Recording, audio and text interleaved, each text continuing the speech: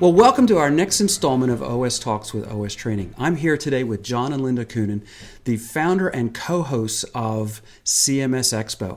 And if you don't know what that is, I'm going to put that on the screen in just a minute. It's an amazing technology conference for geeks and the everyday person.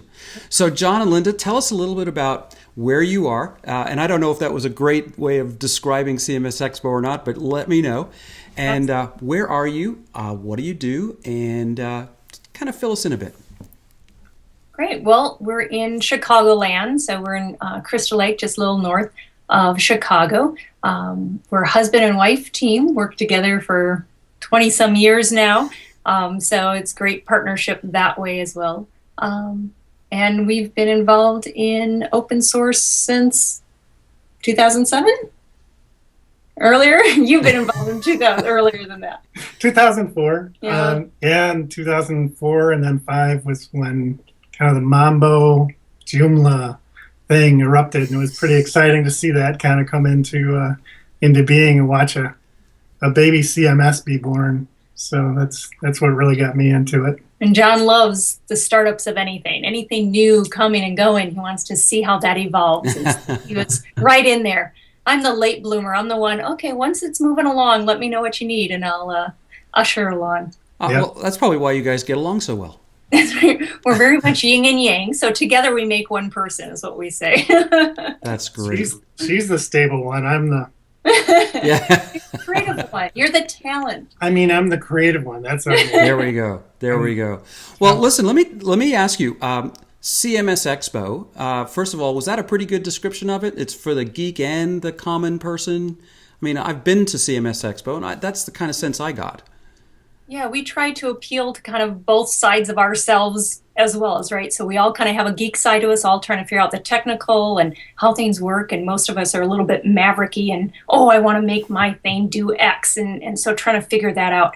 And then we also have, the business side. We've all built either a business or some kind of a livelihood off of these CMSs, and we're trying to figure out how to do that better. If you're selling a widget or if you're selling wedding veils or books, you're just trying to figure out how to do that better with your tool. And so you kind of want to satisfy both sides of that CMS Expo.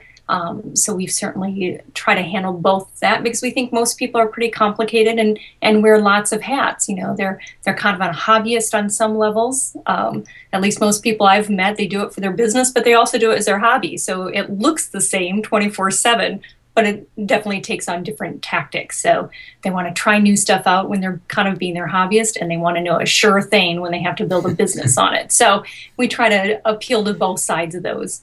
Mm-hmm. Give us the history of CMS Expo. We started the expo really in 2007 is when we kind of conceived of it. And I'll back up a little bit of backtrack. I won't go too far back. Don't worry.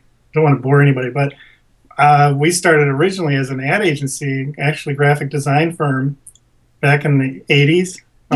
Yeah. Don't tell anybody. And, too late, hopefully. No, we started as a design firm, quickly grew it into a full-blown ad agency, and had a lot of success with that, converted it into, when the internet decided to, actually World Wide Web decided to show its face, about 1994, we jumped on right away and became a full-blown ISP, doing hosting and web design, and we basically said goodbye to the advertising and design world because it was just too much to focus on trying to do that with a small staff of, it was a boutique agency of maybe 4 or 5 people, and said, let's focus 100% on interactive. So we grabbed hold of learning HTML and what was it, Claris homepage way back when, and then ultimately, Dreamweaver. You're making us sound really old. That's okay. I'm just as old as you guys. And what we quickly found out within 3-4 years, we said, these static sites are okay, but we need something more to be able to service a lot of these big clients. So we latched onto the best we could find, and that was Oracle at the time, and started doing some major sites, dynamically driven sites, before the term CMS really came into being. And we had a nice run of success. We sold that business. I went into nonprofit for 5 years, took off for a little tour of duty and started up a nonprofit. It was very successful. It was an arts organization, and came back in 5 years later. The world had changed. Yeah, left that. Yeah, in 5 years, open source came along, and what we were selling for $250,000 or more was now free. Then we got into Joomla, and one of the frustrations was, right, when Joomla was new, is there wasn't a lot of documentation. And so, John said, you know what, I'm just going to post this thing out there and say, you know what, I'm going to be downtown Chicago. If anybody knows anything about Joomla, wants to get together and chat to figure out how to make this work for clients, let me know. And I think 23 people showed up that very first day, which is a little unheard of in most of the, certainly in the Oracle user group. Right. Yeah, we used to areas do and the stuff. user groups with Oracle, and we decided to start a user group for Joomla in Chicago. And we thought maybe 5 people would come, and 23 came, or might be 26. But and by the next month, John's like, Linda, you got to come with me. There's these lots of people, and we need name tags, and we need some kind of organization. And of course, that's my bailiwick, I guess, is organization. He's a creative. Making sure it gets done. Communicate with all these people where we're going to be, what we're going to do. And out of that came our very first sponsor that said, hey, I'll cover lunch, because we want to do over the lunch hour so people could do it during a business day. So Arc Technology is still our sponsor today. So, they kind of came along with us. So anyway, we started this user group. It quickly grew to hundreds of people, easily 60 every month meeting, but over online we had people come in and out of the group, so 500 or so. So that grew really quickly. But out of that user group, right, everybody wasn't happy with just an hour, and then pretty soon we were 2 hours, and pretty soon they said, oh, can we do this for a whole afternoon? And maybe the organizer saying, sure, I can call a local hotel, see if we can get a few people together, And before we even could get that afternoon planned, it became a whole day, and that was the very first Joomla Expo back in 2008 in Chicago. And we had people from many continents come all over the world to come for that one day, and everybody said, we need more of this. So then we did the one in Denver about 6 months later, and that was a 2-day, and now we're up to 3 days, jam-packed, actually 3.5 if you count the Monday meetup Monday night, the night before. So everybody can't kind of get enough. They want more information, more details. So we just keep jam-packing and adding tracks. So we had Joomla the first year, and then we added Drupal and WordPress, and now we have, last year we had 17 CMSs, and this year we're trying to peel that down because it was too much to handle for everybody. So now we have 6 showcase CMSs this year, and a few others, on the peripheral that will be there. So it's been very exciting to see how that all grew. And I think the interesting thing for us, what we kind of learned is, luckily we're small enough, it's only the 2 of us making the decisions, that we can move with the market. What? I thought you said 1. I'm like, that takes both of us. No, he said 2. He's making the decision. But Yeah, but I like the decision making. It's just the 2 of us. It's not some big right. group. Makes it easier. And so we can take feedback. And so as we've seen the CMSs change, right? So we started out because there was no documentation. And so we're doing skill training, how to even install Joomla, how to, operate on, how to put an article up, what's a category, all that. What's the difference between a theme and a template? Yeah, how to make a template, all those kinds of things. Well, as Joomla and the other CMSs have grown and started doing their own Joomla days and their WordCamps, they've been able to take on that for us. So that's allowed us now to move into the next level and say, okay, once you got your tool, once you kind of got your skill set on the tool side, you need to work on your skill side of a business, right? The content strategy, the content marketing, how to get people to come to your site, how to get them to buy from you.